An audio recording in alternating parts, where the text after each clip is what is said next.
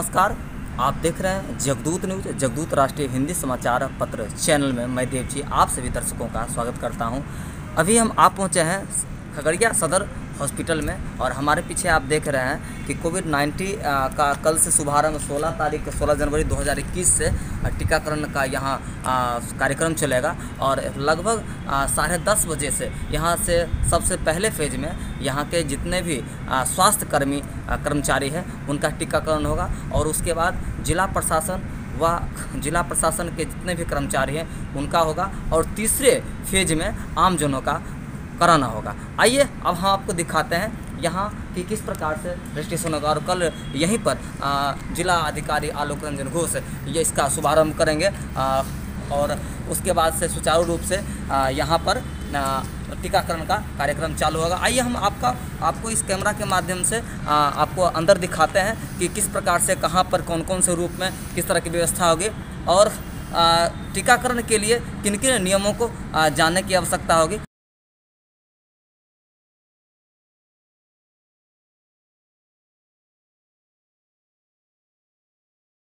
जैसे कि मैं अगर अपना टीकाकरण कराने के लिए आया तो प्रथम चरण में स्वास्थ्य कर्मी लोगों का टीकाकरण होगा। मैं आऊँगा तो सबसे पहले ये मेरा हेल्प डेस्क है। यहाँ पर मेरा पहले से निबंधन किया हुआ है, मात्र मुझे पहचान पत्र कोई भी लाना है। पहचान पत्र आपका हो सकता है वोटर ID कार्ड, आधार कार्ड, बैंक पासबुक, जो जनरली आपका इलेक्शन में भी जो पहचान पत्र वगैरह यूज़ होता है। यहाँ पर लाइन यहाँ दिखाएंगे। अगर मेरा नाम इस सूची में है तब तो मैं यहाँ पे आज वैक्सीनेशन ले सकूँगा। अगर मेरा नाम सूची में नहीं है तो आगे के चरणों में उसका होगा। अगर मेरा नाम सूची में है लेकिन कुछ तकनीकी समस्या आ रही है, नाम कुछ और है, आधार कार्ड में कुछ और है, तो हम लोग उसका निराकरण करेंगे। लेकिन अगर उसका रजिस्टर्ड है तो हम लोग उसको प्रयास करेंगे कि उसका वैक्सीनेशन जिस दिन तय हुआ है उसी दिन हम लोग दिलवा देंगे। आपको सारी जानकारी है ना, काफ़ी बैठे ना। तो इसी तरीके से एक और सेंटर है जहाँ पर हम लोगों ने उद्घाटन किया था, वो सदर अस्पताल का होगा। PHC सदर का बड़ा यहाँ से कोई भी पेशेंट या कोई भी व्यक्ति जिसको टीकाकरण लेना है वो इस दिशा में चलेंगे। हम लोगों ने यहाँ पे 3 अलग अलग कक्षों की व्यवस्था की। हम लोग का जो वैक्सीन होगा वो वैक्सीन हम लोग यहाँ स्टोर नहीं कर रहे हैं, जबकि गोगरी में, परबत्ता में और अलौली में वैक्सीन का जो साइट है और वही बिल्डिंग भी वही है जहाँ पर आइसलैंड रेफ्रिजरेटर रखा हुआ है। क्योंकि यहाँ पर हम लोग के पास पहले से एक सेंट्रल फैसिलिटी है, तो वैक्सीन वहीं से हम लोग लेके आएंगे। आइस बॉक्स उसके लिए रहेगा और जो भी टीकाकरण के लिए कर्मी नियुक्त होगा, डॉक्टर नियुक्त होगा, तो टीकाकरण कक्ष ये वाला होगा। यानी कि हम आएंगे रजिस्ट्रेशन करने के बाद कुछ देर हम लोग इस प्रतीक्षा कक्ष में बैठेंगे। इस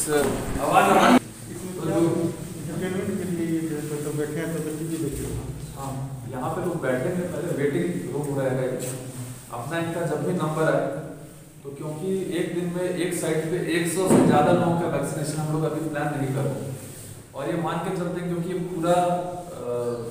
पूरे दिन वैक्सीनेशन चलेगा, तो ऐसे में 100 लोग एक साथ तो आएंगे, तो कुछ लोग 20 लोग आए या 10 लोग आए, धीरे धीरे लोग आते रहेंगे। तो अगर आ भी गए लोग ज़्यादा संख्या में भी आ गए तो उनके लिए ये बैठने की व्यवस्था है ही। इसके अलावा हम लोग एक दूसरा रूम है, उसमें भी व्यवस्था पैरेलल करके रखे हुए हैं, जिसमें सोशल डिस्टेंसिंग के हिसाब से बैठने की व्यवस्था रहेगी।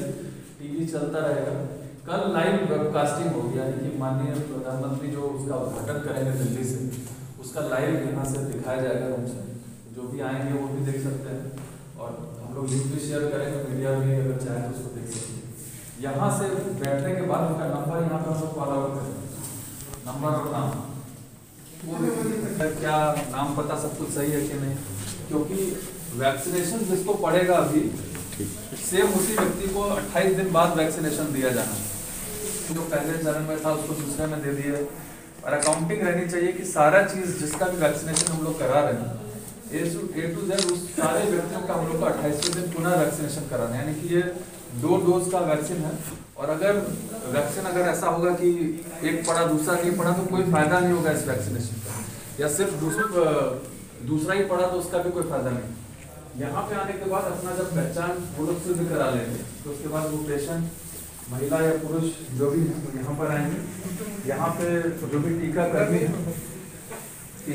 को ये भी है सर पॉइंट। हाँ ठीक है, ये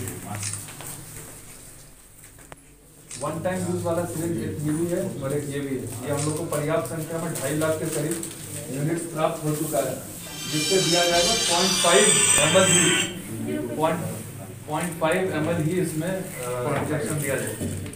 जब इंजेक्शन दे दिया जाएगा उसके पश्चात ये जो आपका हाफ कटर है, इसमें इंजेक्शन को ऐसे डालते हैं और इसके ऐसे काटने से उसका आगे वाला पार्ट जो निडल वाला है पार्ट इसमें कट के नीचे गिर जाता है, और जो ऊपर वाला पार्ट है वो हम लोग वहाँ पे डालते हैं। वहाँ पे 3 बायो मेडिकल वेस्ट डिस्पोजल का जो भी स्टैंडर्ड प्रोटोकॉल है उसके हिसाब से यहाँ पे 3 कलर का यहाँ पे रहेगा। ये इस तरह की सारी व्यवस्था सारे PHCs में रहेगा। इसमें हमारा वैक्सीन रहेगा, वैक्सीन तो नहीं होगा नहीं सर, कल हम लोग वैक्सीन दिखा भी देंगे कहाँ स्टोर है। वैक्सीनेशन क्योंकि इसमें संभावना है पहली बार वैक्सीनेशन हो रहा है और आदमी की उम्र, आदमी के अंदर की क्या कंडीशन है उसको लेकर हो सकता है कि लाखों में एक केस ऐसा हो जिसमें कि कुछ एक रिएक्शन हो सकता है, तो हम लोग चांस जरा भी नहीं लेंगे। तो यहाँ से जैसे वैक्सीनेशन समाप्त हो जाएगा, वैक्सीनेशन के उपरांत जितने लोगों ने वैक्सीन वहाँ पे ले लिए सारे लोग इस रूम में आना है अनिवार्य है, कोई भी वहाँ से बाहर नहीं निकल सकता। यहाँ पे आएंगे, यहाँ पे घड़ी वगैरह भी लगेगा, अभी फाइनल स्टेजेस में बाकी है। आधे घंटे तक उनको ऑब्जर्वेशन में हम लोग यहाँ रखेंगे। यहाँ पे 2 बेड्स हम लोग के पास जिसमें कि सारी इमरजेंसी ड्रग्स और साथ ही साथ ऑक्सीजन सिलेंडर वगैरह की 2 बेड्स यहाँ पे हैं।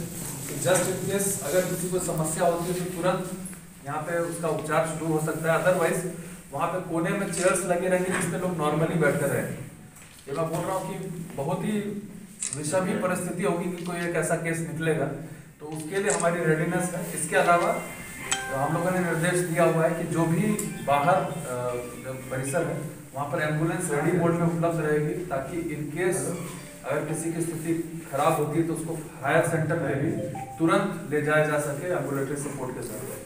यहाँ पे सारी इमरजेंसी मेडिसिन है। साथ ही साथ एक AEFI कमेटी का भी गठन जिला स्तर पर किया गया है, जो एडवर्स इफेक्ट पोस्ट वैक्सीनेशन या इम्यूनाइजेशन, जिसमें कि अगर वैक्सीनेशन के उपरांत कोई भी घटना घटित होती है तो उसको तुरंत टेक केयर करने के लिए एक डॉक्टर रहेंगे, साथ ही साथ उनकी एक नर्सिंग टीम रहेगी जो कि तुरंत रिएक्ट करेगी और साथ ही साथ उस पूरी गतिविधि पे डिटेल्ड रिपोर्ट भी तैयार होगी। जनरली एलर्जिक रिएक्शन जब होता है तो एड्रेनालिन हम लोग देते हैं, तो ये पर्याप्त मात्रा में यहाँ पे है कि किसी प्रकार से सारे जगह पर ये मेडिसिन, उसके अलावा जो भी DNS और जो भी सारी चीज़ें यहाँ पे उपलब्ध रहेंगी। सोशल डिस्टेंसिंग और सैनिटाइजेशन का पूरा ध्यान रखा जाना है।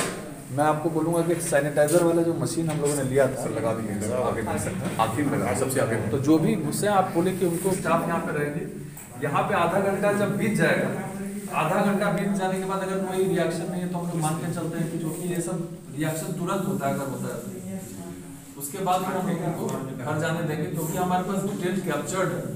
तो हम लोग यहाँ से जब उनका वैक्सीनेशन हो रहा होगा, उनका रजिस्ट्रेशन, उसी समय यहाँ के कंट्रोल रूम का एक नंबर भी दे दें कि जस्ट इन केस यहाँ से घर जाने के बाद उनको जरा सा भी बेचैनी वगैरह हो रही हो तो उसकी पूरी जानकारी हम लोग को तुरंत फ़ोन पे बताएं, ताकि हमारी टीम जाकर उनको रश करके जो भी आवश्यक केयर है उसमें हम लोग फिलहाल अभी सदर PHC के प्रीमाइसेस में जहाँ पर ये व्यवस्था की गई है। यहाँ पे जो टीकाकरण करना है उसके लिए हम लोग को कल प्रातः ही हम लोगों को कोविड वैक्सीन पर्याप्त मात्रा में प्राप्त हो गई है। हम लोग के पास लगभग 8000 लोग हैं जो पूर्व से निबंधित हैं स्वास्थ्यकर्मी, निजी और सरकारी स्वास्थ्य क्षेत्र में, वो चाहे ANM हो, आशा हो, डॉक्टर हो, ममता हो, स्वास्थ्य कर्मचारी हों, वार्ड बॉय हों, यानी जो भी प्रत्यक्ष अप्रत्यक्ष रूप से कोविड से जुड़ा हुआ है स्वास्थ्य विभाग के माध्यम से या उनकी अपनी निजी नर्सिंग होम्स, उन सबको हम लोगों ने प्रथम चरण में वैक्सीनेट करना है। तो ऐसे कुल 8000 लोग यहाँ पर चिन्हित हुए हैं। हम लोग को 8540 डोजेज प्राप्त हो चुकी है, जिसको कि विभिन्न प्रखंडों में जो अन्य साइट्स हैं, परबत्ता, गोगरी और अलौली, वहाँ पर भी भेज दिया गया है। अंतिम चरण में सारे अभी तैयारियाँ चल रही हैं और हम लोग कल प्रातः 11 बजे यहाँ से इसकी शुरुआत करेंगे। ऐसे प्रतिदिन वैक्सीनेशन का टाइम 10 बजे से 5 बजे तक निर्धारित किया गया है, जिसमें और यदि उस दिन के सेशन साइट का सारे लोग का वैक्सीनेशन हो जाता है तो उसके पूर्व भी वाइंड अप हो सकता है, लेकिन 10 बजे से 5 बजे तक कभी भी आके अपने जिनका रजिस्टर्ड है उस तिथि के लिए आकर अपना निबंधन वैक्सीनेशन ले सकेंगे।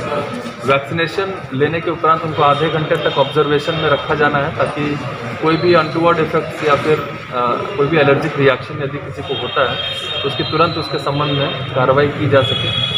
एसेंशियल जो लाइफ सेविंग ड्रग्स हैं वो यहाँ पर उपलब्ध रहेंगे। AEFI की टीम जो जिला स्तर पर गठित की गई है वो भी उनकी संपूर्ण निगरानी में रहेंगे और आधे घंटे तक सब सामान्य रहने पर उनको घर के लिए विमुक्त किया जाएगा। यहाँ पर ये समझने की आवश्यकता है कि मात्र एक टीका लेने से ही इससे समस्या का समाधान नहीं हो जाएगा। 28 दिन बाद पुनः उनको दूसरा टीका लेना अत्यंत आवश्यक होगा और 28वें दिन जो हम लोग टीका लेंगे उसके 14 दिन के बाद से एंटीबॉडीज़ बनना शुरू होती हैं। पूरी तरीके से मास्क का जो निर्देश भारत सरकार द्वारा दिया गया है, बिहार सरकार द्वारा दिया गया, उसका अनुपालन किया जाना है। सैनिटाइजेशन यानी कहीं भी आपको ये नहीं कहता है कि आपको अपनी सावधानी में कोई कमी लानी है, बस आपकी जो रोग प्रतिरोधक क्षमता है उसको बढ़ाएगी और हम लोग अपेक्षा करते हैं कि अधिक से अधिक लोग इसका लाभ ले सकेंगे आगे वाले चरणों में। सेकेंड राउंड में हम लोग जो फ्रंटलाइन वर्कर्स हैं उनका भी टीकाकरण करा रहे हैं, तो निश्चित रूप से एक बड़ी उपलब्धि होगी और हम लोग पूरी तरीके से तैयार हैं और इस कार्यक्रम की सफलता के लिए जिला प्रशासन जो है अपनी मुस्तैदी दिखा रहा है और अपेक्षा कर रहे हैं कि जो इससे अपेक्षित रिजल्ट हमें ज़रूर मिले।